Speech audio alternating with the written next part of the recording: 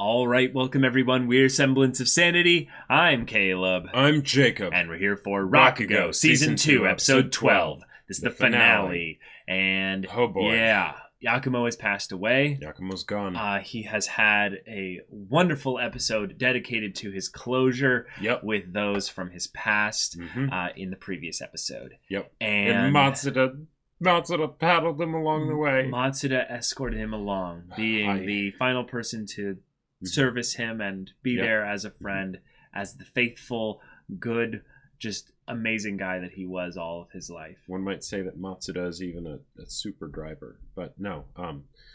Anyways, so now Matsuda is the true main character and the one that actually had the perfect perspective of the story the whole time. He was the Shinigami the entire time. But he loved his Rakugo so much that he had to stay in the human world and reincarnated himself as a good doggo, basically, in the form of a human. I was just waiting for you to make some kind of cringy pun or something, and I was okay. Yeah. Matsuda is basically a really good doggo that reincarnated as a human. Straight up. Just wanted a longer time to be with those that he cared about. So what do we have now? Because there's one episode left. In a lot of ways, we need to go back to our main boy Yotaro, the first guy we met on screen for this show, and see his family. Yep. Because in some ways we have to see Konatsu's next child. We definitely do. We really do. That's got to be primary goal number one. Other than that, to see them all happy together, and then kind of understanding a little bit of how to regard the past. Yeah, because the past happened and it was important, and it helped them, get here. And, end up together, Yotaro and Konatsu. But descending stories, so Yakumo's story's done, and, there will be stories that come after Yotaro and Konatsu, For sure. Yeah. So, y'all, without further ado, let's get into this. All right, everyone, now be sure to go check out the reaction portion of the video in the description below, and then come back here for the discussion. Oh, this was the wholesome finale that we really, really needed. We got to stories. We got to see how everyone basically just kind of came to their just natural conclusion here as characters. Matsuda is still okay, and he is just the best boy. He will survive forever. He's the oldest best boy I've ever had in a 95-year-old. Best boy. Yeah. But we also got to meet Koyuki. Koyuki, the daughter of Yotaro and Konatsu, and it's so perfect. And we got ourselves a discussion surrounding a thing that I think that was something that I was thinking about at times, but I never really wanted to really be certain or even go into the theory as much because it seemed so wrong in a lot of ways. But and I'll be real, it still does. But I think that's. But I think what the point of what they're getting at and why, because one of the from a storytelling perspective as well, doing a twist at the end when everything's kind of over seems a bit unnecessary, right? Why would you need to do that? And what I'm guessing they're going for is the idea that it was messy and that there were lots of feelings. There were complicated. Yeah, and the idea that basically both sides were not Yeah, it was complicated. Basically, but the point is, it doesn't really matter in the grand scheme of things. In the end, it got resolved well. And Yotaro, aka Sukeroku, aka now Yakumo, is Shinosuke, aka Kiku's father. It's the perfect. I just gotta say, there's this aspect of things kind of repeating itself and themes and characters fulfilling kind of roles and what have you, and them coming full circle with things here. I feel like it's so perfect to now have the case where the Sukeroku essentially then gets the opportunity to bring in the next Yakumo by taking on the name Yakumo in the way that Sukiroku should have had the name Yakumo before. Yes. But then now we're having it happen this way. And it also is a great way to sort of balance out the aspect of the secret that Konatsu had a part to play in the death of her parents. Because when you introduce something like that, it's like, okay, well then when's the shoe gonna drop? When's the, like, how do you have something like that be in the story and not feel like something's essentially being left hanging, having the story end without having that secret come to light? No, they just have to resolve what they're going to do with it. But you just have to resolve what you can do with it, right? They don't have to say it. Exactly. And they sort of, and now it's the idea of, there are secrets, because that's life, right? And both sides have a secret, essentially, that they're not telling the other, because it's not important for them to know that. They're, it's, they'll be a lot happier not knowing about those kinds of complications, Yeah, and even if it was the case and it wasn't ever told, there's no harm that's going to come from not saying it. So that's a great thing to bring up there. Although it is something where they do want us to think that it's probably, in my opinion, I think that the show wants us to think that it's more likely that it was the case. Right. There's a lot of things to support it. One is the hair color primarily. In regards genes that are passed along versus genes that aren't. That is something there. Also, the mannerisms and such.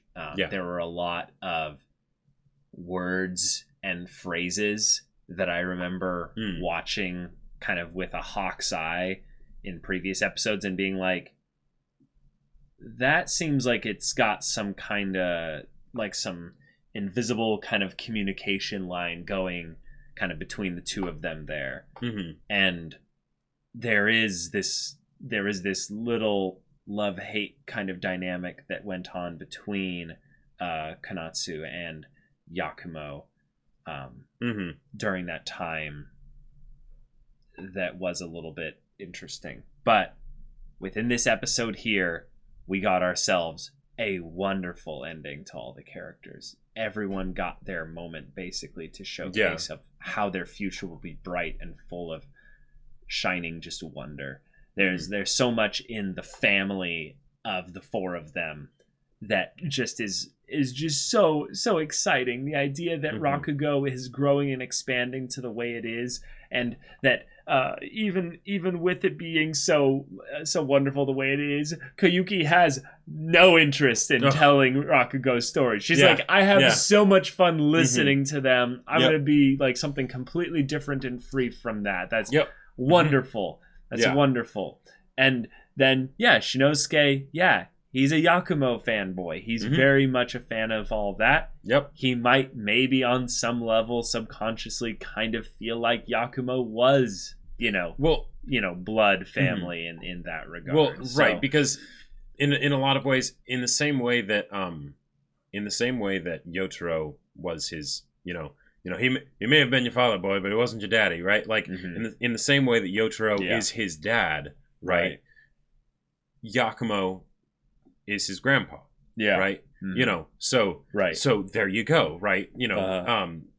He really doesn't kind of need to know any more than that, right? Okay, we've got ourselves just one of these once in a lifetime kind of shows that's come across us here, and this is the end of the show. Like there's no room for a third season after this. Right. Like it's perfect. Like it's ended. It's done. There's a couple things I want to kind of go back to the show and watch specific episodes here with some new context in mind. Of course. Well, just on the change in the whole dynamic between Yakumo and Konatsu.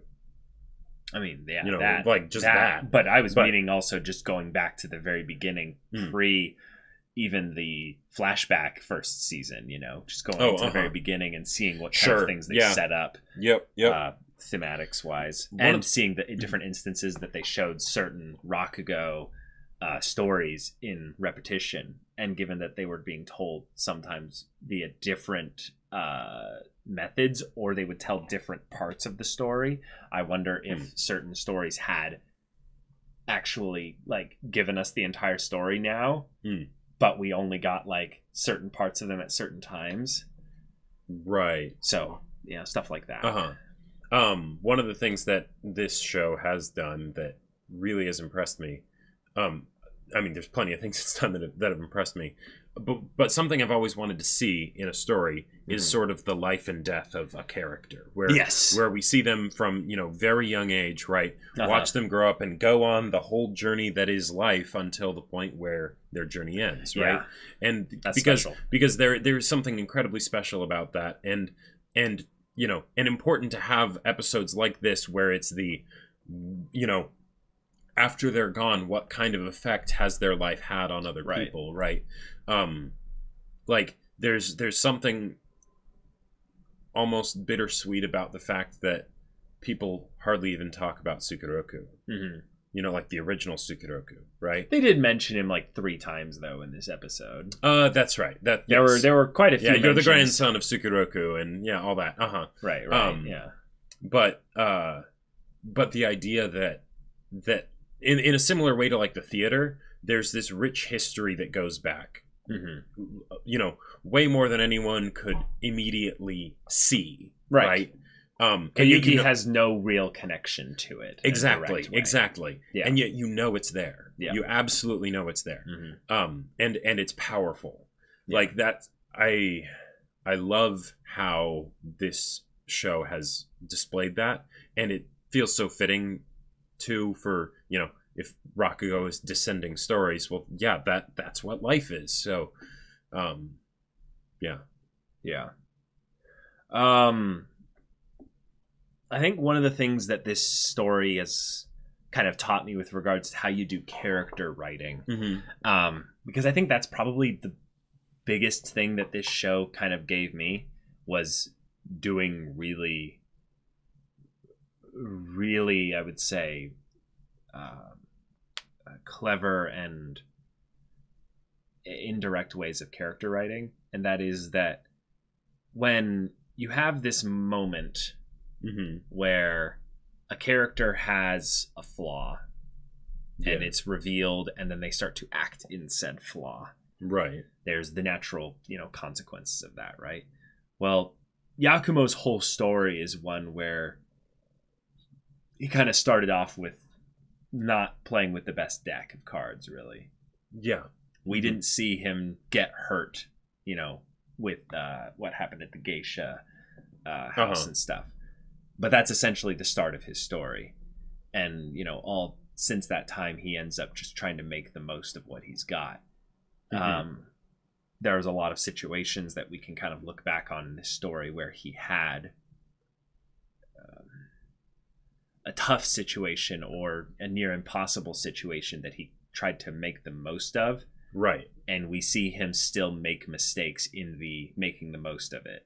And I think there's a lot of times where characters have in stories this kind of superhuman moment where when they need to put the best face on things because things are tough, they just suddenly succeed at everything, and everything works out rather well because the audience is maybe assumed to not be able to follow a character through that much hardship and such.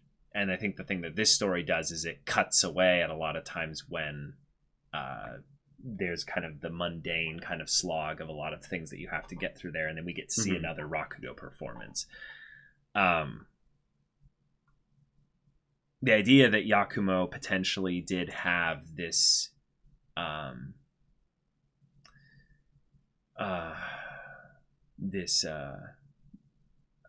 I don't know what to call it, but this event with Kanatsu in the in the creation of Shinosuke.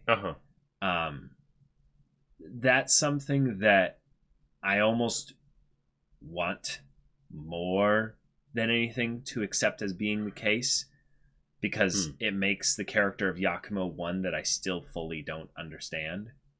And then I have to go back and kind of take a little bit of a look at things and see, wait, assuming there's a potential that it was the case, what things kind of point towards that? But then what does that say about his character a little bit more if it was the case. Well, and also just the way the characters think about themselves too, because like, you know, if we can't fully understand Yakumo, right?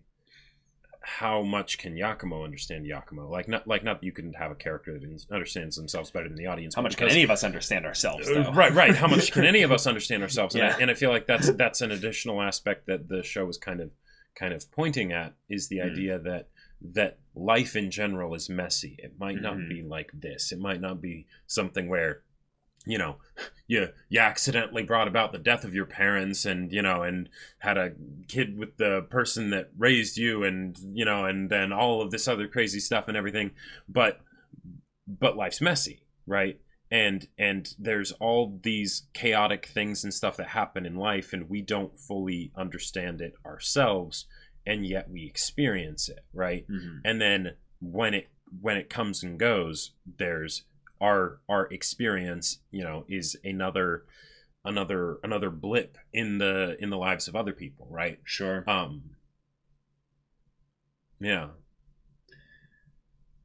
it's just sad to think about, though, that like all these characters experienced all this stuff, and you know, they had to say goodbye to Yakumo. And while I would say that's not really the sad thing, I guess it's more that Yakumo had his happy ending, but he didn't resolve maybe everything. And I think while he definitely felt at peace when he went, or maybe by the time he moved on after he went, after he died, I loved the little moments in this episode that kind of tethered those in life to that which is beyond death. The little moments like the Shinigami drawing a connection between Yotaro and Yakumo one final time, so that he could see basically the Shinigami in this kind of in this place here. Yes. Even though it wasn't necessarily anything to do with Yakumo, because that could just been the Shinigami taking the form of Yakumo. Right. But it could also be the idea of, because there's the Shinigami aspect, but then there's the idea of how Yakumo would always call it the god of performance, or the god of Rakugo. Right. And that essentially, you know, assuming that there was no, which I believe so, there was no misstepped lines with Yotaro's performance.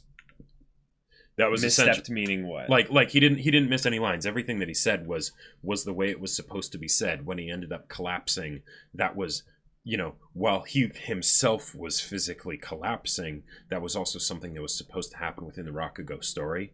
And then he gets up and he's like, oh, it was all a dream. That's why I want to go back and check, because I don't remember how Shinigami actually ends. Right, but I think it ended like that. Yeah, if it does, that's awesome. And that's something where essentially he was able to give the performance of a lifetime as a last parting gift from beyond the grave by Yakumo almost. Right. And of course there's a bunch of different ways. Right, and there's a bunch of different ways to look at it and all that. But yeah. It's not so cut and dry though, either way. And even with things like, if Shinosuke is Yakumo's biological son, then things like when Yakumo is going to pass on, right? And wait, was it Yakumo or Kanatsu that showed up at the end? I forget. On the pad, on the pillow. What are you talking about? When he's in the land of the dead, when he's passing on. In previous episode. Yeah, okay, it was Kanatsu. Yeah. It started with Kanatsu, but then it eventually went to Shinosuke. Okay, yeah. It was eventually all four of them sitting there. Right. Yeah. Yeah. Well, the big one for me is, like, just going on to the thing of there's some things that kind of stand out to me.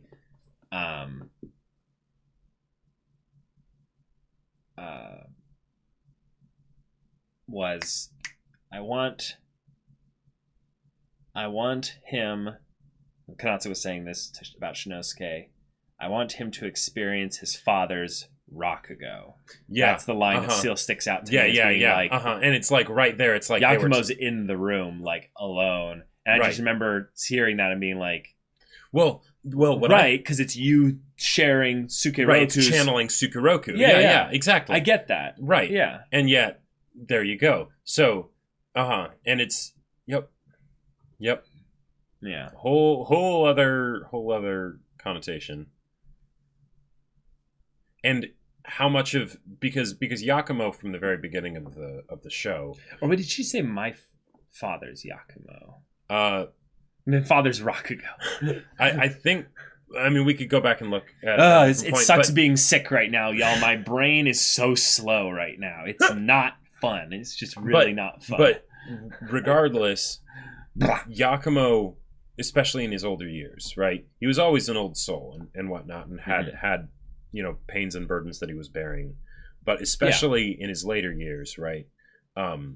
He was a tortured soul, right? Yeah. And this is additional context for just how tortured of a soul he was. Right. Which then makes it that much more important that he ends up finding peace in the end as well. And also Kanatsu.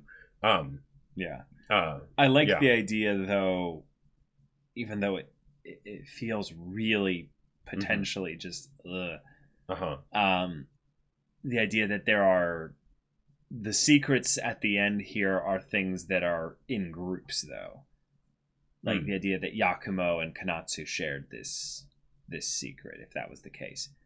Yotaro, and that's why Matsuda share their secret. And that's why Yakumo was so indebted to the boss. Yakuza boss. Yeah. Mm-hmm.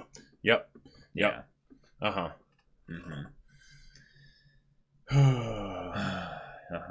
Yep.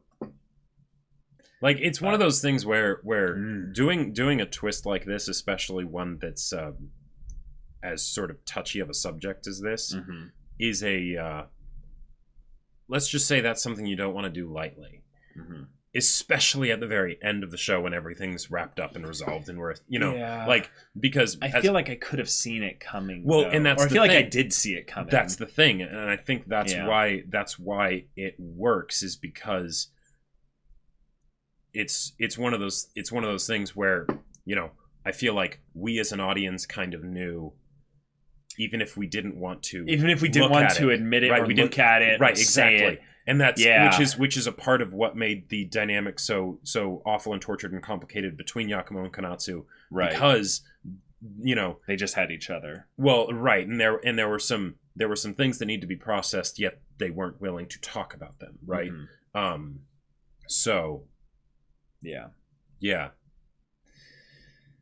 Oh boy, wow, but the scenes of them just being together as a family on the little mats. Matsuda kind of bringing up all of his little bits of his backstory and how he wanted to be a Rakugo performer, and he apprenticed himself in the same way that Yakumo did, but he didn't have the personality or the charm or what have you to do it.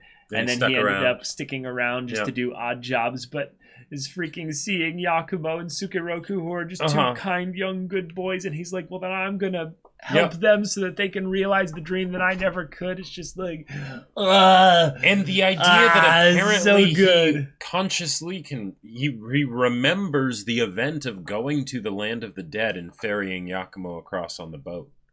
I mean, I did not expect that. I thought, I always assumed, I guess, that if that was either meaning that he was dead, that Matsuda was dead, right? Or that it was just something that he wouldn't remember. It would be, some dream or something, right. There's a lot of spiritual themes in this show that I feel like you can choose to take them however you want.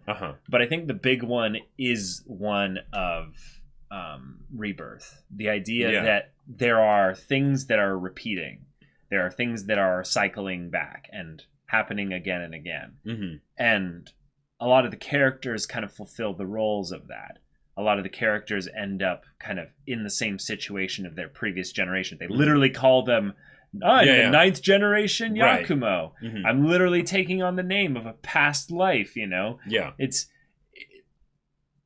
so much done in the idea of honoring the past storytellers that it feels like this show is trying to say something meta about the nature of the soul and stories and even just our connection to anything spiritual, in that we are ourselves just storytellers. And, there are those that, get up on stage and perform the stories, and all of us who then, will wait till our turn to come up on stage and perform the story, but just happily enjoy the story and engage with that person up there who is sharing the gift of life with everyone via the connection of performer and audience member. In a lot of ways, the reveal between Yakumo and Konatsu is another example of where Miyokichi's basically cursed to be the death of Yakumo came true. Whoa. Because and why it was her ghost that haunted him and everything.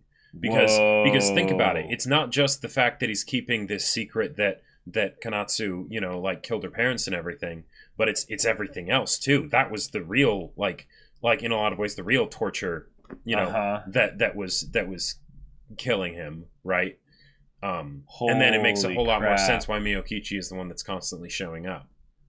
And also why I think it was important that when Konatsu showed up, and I want to be very particular about how I'm saying this, but that when Konatsu showed up, it was when she was a child. It was before all of that awful hurt came in, right? Okay. When just, it was just her and Tsukuroku and Bon, right? In those happy moments that they were able to have as a little family. House and just figuring out how to get the theater going. Yep. Like that time before all the awful complications of life came in, right?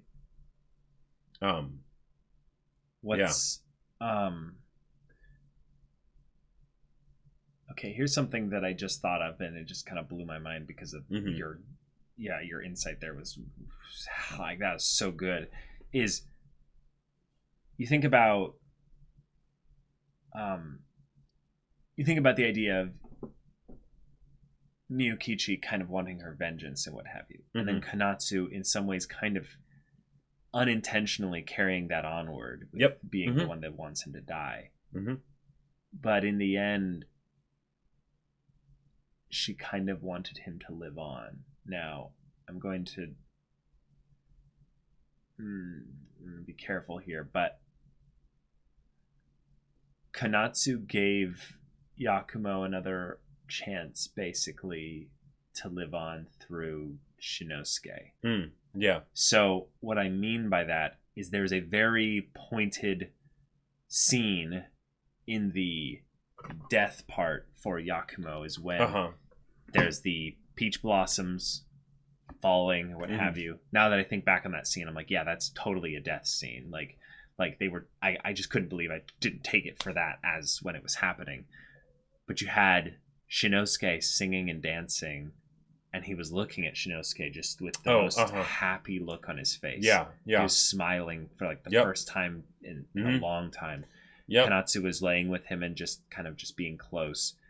And it's in that moment that I realized, oh my God, this is the family. This is the awkward family that found out a way to survive amidst the hell of just being alone all this time. Right. And is it a little bit layered? Yeah, it's layered and complicated, but this was the thing that I thought was rather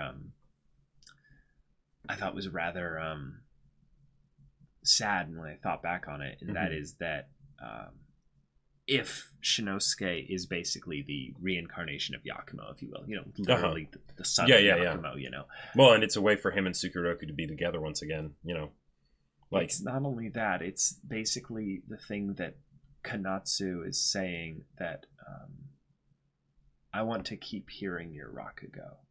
I don't want your Rakugo to go. I don't want your story to end. And that was something that I thought was kind of interesting because...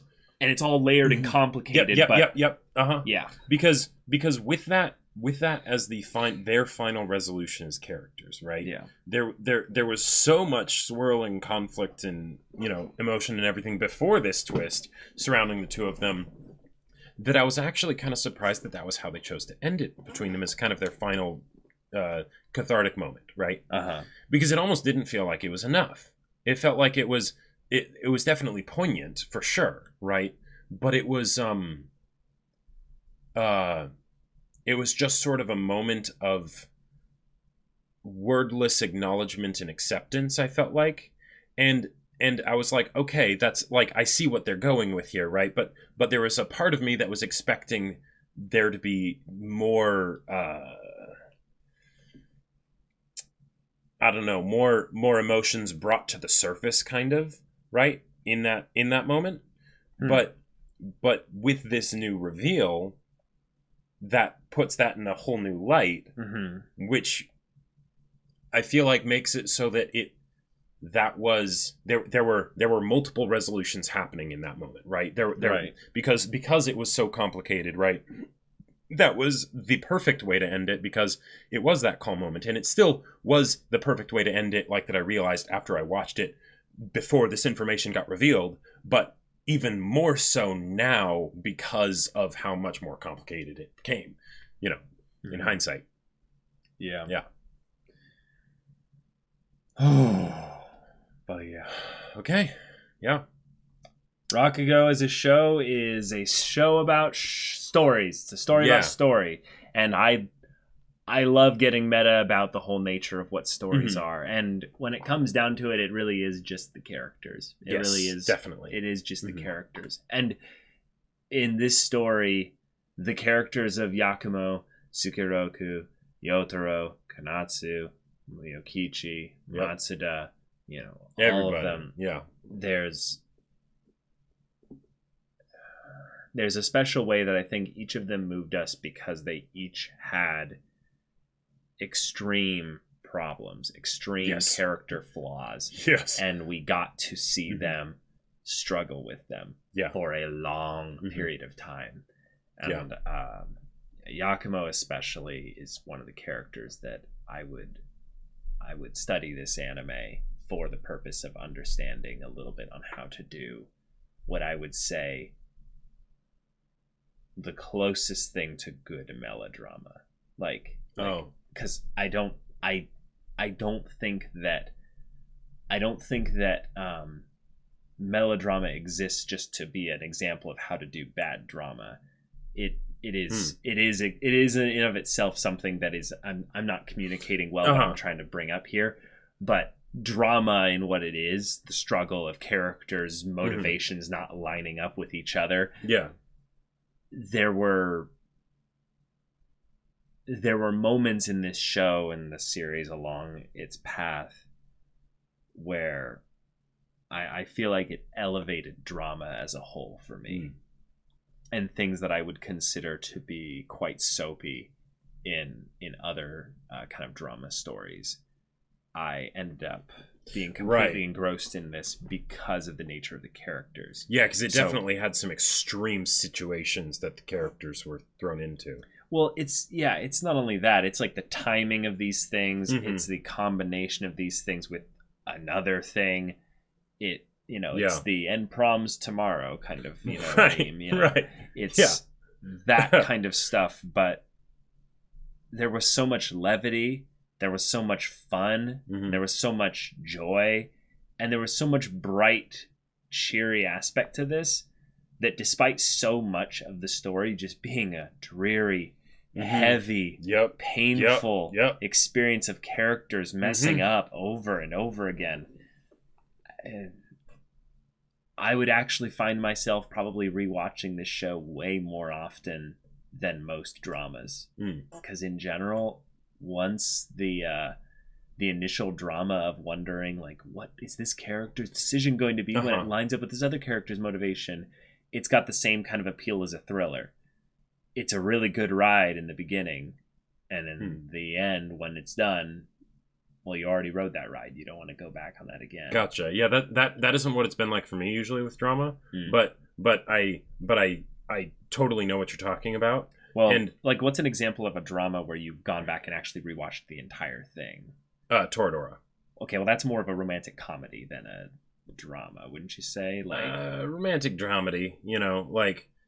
Okay. I mean, it definitely has way more comedy than Rakugo, like, that's for sure. Right. It's also, I'd say, way less. It's way linear simpler than this, like in terms of not linear. Wait, less linear? No, I went actually, like, it's way less plot kind of driven, I would say. Yes, that's more of like sit calm, if you will, with the school being its thing. Yeah, with the school being the situation, whereas in this, it's like there's specific things that are happening in the story. You know, there's the death of the parents and the blaming and all that stuff, and this reveal at the end here, and every episode in this had something that moved the plot along. Obviously, I'm not saying that you could remove episodes from Toradora or something like that, but I'm saying that there's an aspect of the drama in this story where the episodes themselves actually have their own kind of grand plot narrative, individual plot narratives, and then the narratives for the characters that are actually given focus. Well, and that's what I would say is the goal with any kind of good storytelling in general, but especially with drama, because since it's talking about the characters, the story kind of should stay the same over the course of the whole narrative, because it's the same characters, right? So they're growing. People are, like, the story should stay the same. No. So what I'm saying is that because it's dealing with the same characters, and you're talking about them growing and changing as people and all of that stuff over the course of the entire story, you're still kind of dealing with the same story because it's the same person, right? I guess maybe my thought with that is that this show then doesn't follow that rule. It has an entire set of the first season that is focused on a backstory bit of characters that you hadn't been introduced to thus far.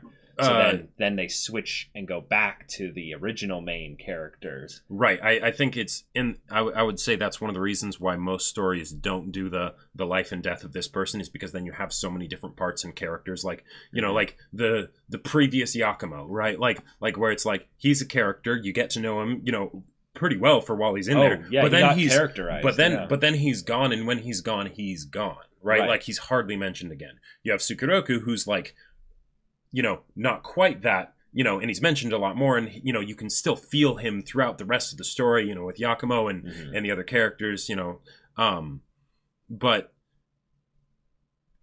he had his time, and then he was moved out of the story, right? And I think Yakumo is the one that really ties it all together, because he very much is. Well, he's the life and death. Yeah, it's the life and death. He's the whole life journey character. Exactly. Yeah. And I feel like in the situations with the bad drama, bad thriller, kind of a thing, you get something where it's so contained to. I'm not even sure. There's so many different ways of doing things. So what I'm talking about is how the conflict is not the same throughout the entire show. In something like Toradora, the conflict is more or less around the same kind of thing: people getting together in relationships and who will get with who.